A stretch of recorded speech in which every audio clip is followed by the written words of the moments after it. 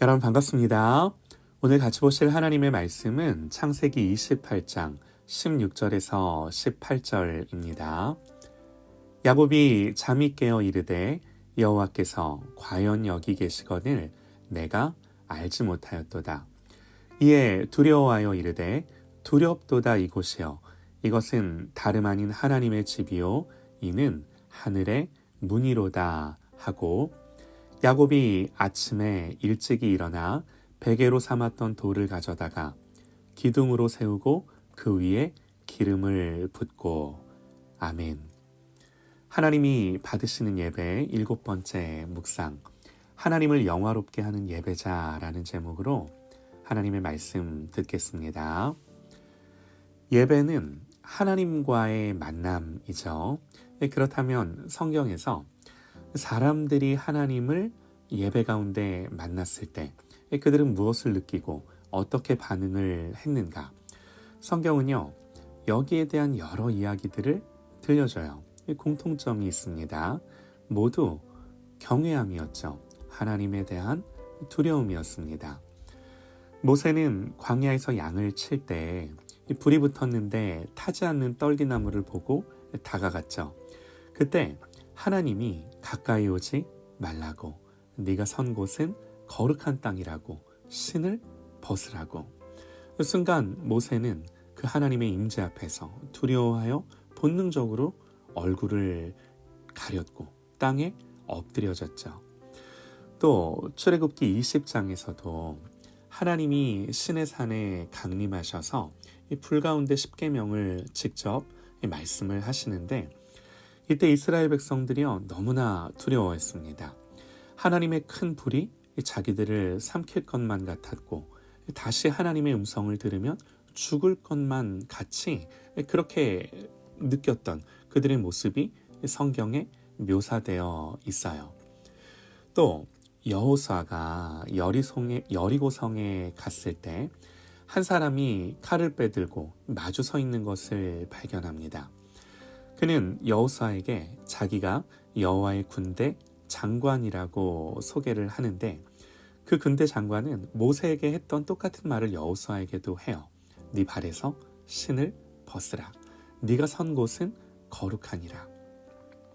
이때 여호수아도요 두려워하며 얼굴을 땅에 대고 절을 하죠. 또 솔로몬이 성전을 짓고 예배를 마쳤을 때 하늘에서 불이 내려와 번제물과 제물들을 사르고 하나님의 영광이 성전에 가득하게 임하는데, 이때 제사장들은 성전에 감히 들어갈 수 없다고 느꼈고, 이걸 지켜본 이스라엘 백성들도 모두 다 그 자리에서 얼굴을 가리고 땅에 엎드려졌었죠. 신약 성경은 어떻습니까?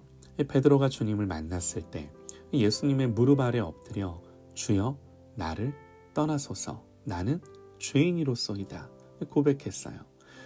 사도 요한도 반모섬에서 계시록을 쓸 때 예수님을 뵙죠. 그때 그는 그의 발 앞에 엎드려 죽은 자같이 되었다고 이렇게 성경이 기록을 합니다. 모두 다 죄인이 거룩하신 하나님을 배웠을 때, 그 하나님의 임재를 경험하게 될 때 너무나도 자연스럽게 느끼는 반응들이었던 거예요. 오늘 말씀도 그렇습니다. 아버지와 형을 속이고 외삼촌 집으로 도망가는 야곱. 머릿속에 수많은 생각들이 복잡하게 그를 괴롭혔겠죠. 아마 대부분의 사람들이 그렇듯이 자기가 직면한 문제들 외에 다른 것들은 생각나지도 않고 관심도 없었을 겁니다. 그렇게 길을 가다가 돌을 베개 삼아 잠이 들 만큼 그렇게 피곤하고 지쳐서 잠들었는데 꿈을 꾸죠. 꿈에 사다리가 하늘에서 땅까지 닿았는데 하나님의 사자들이 그 사다리를 오르락내리락 하는데 위를 보니 하나님이 계신 거예요. 그리고 하나님 그에게 말씀하세요. 야곱에게 말씀하세요. 내가 너를 지키겠고 다시 고향으로 돌아오게 하겠다. 이 말씀을 주세요. 오늘 본문은 이 꿈에 잠이 깬 야곱이 한 말인데요. 과연 여호와께서 여기 계시거늘 내가 알지 못하였도다.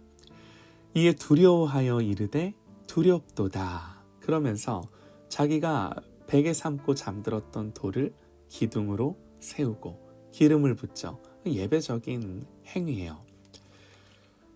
여러분, 앞에서 말씀드린 내용들, 왜 사람들이 하나님을 경험하게 될 때 두려움의 감정을 느끼는 걸까요? 왜 성경은 하나같이 하나님을 만났던 사람들이 하나님 앞에서 이렇게 두려워하며 경외하며 하나님 앞에 엎드려졌다고 말하는 걸까요?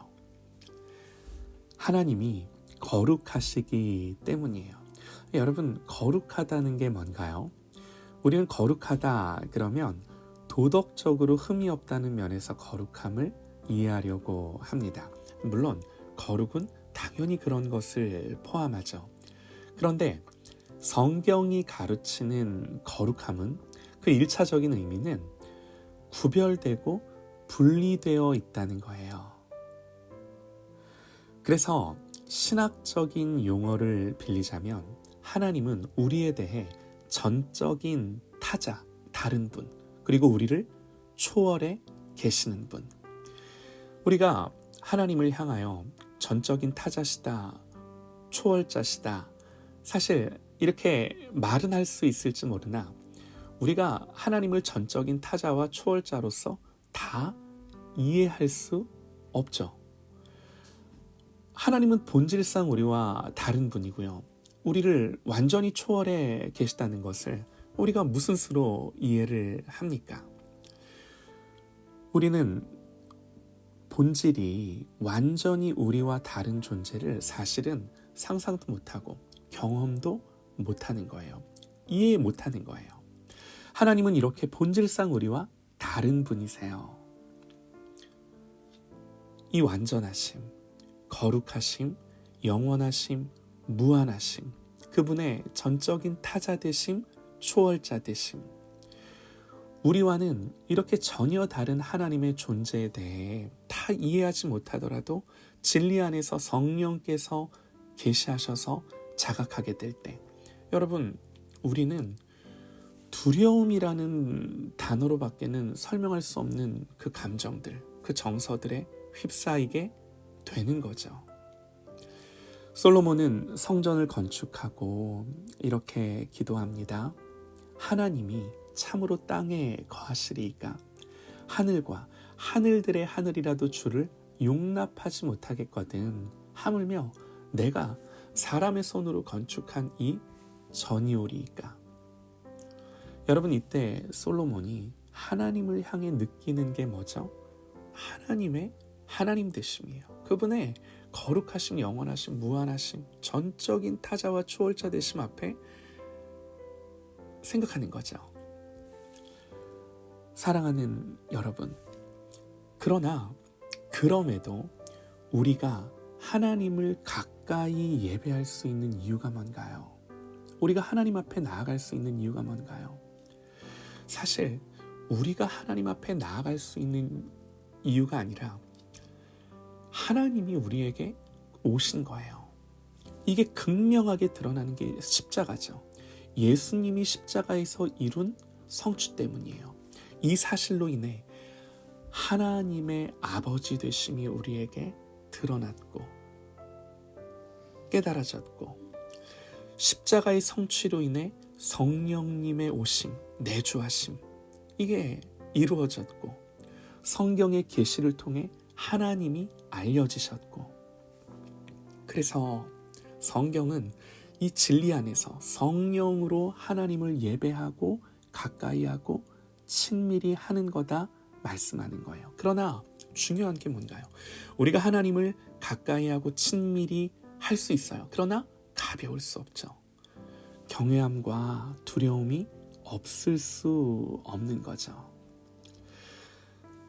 사랑하는 여러분, 이러한 맥락에서 오늘 우리의 예배가 정말 하나님을 영화롭게 드러내는, 그렇게 표현하는 예배인가?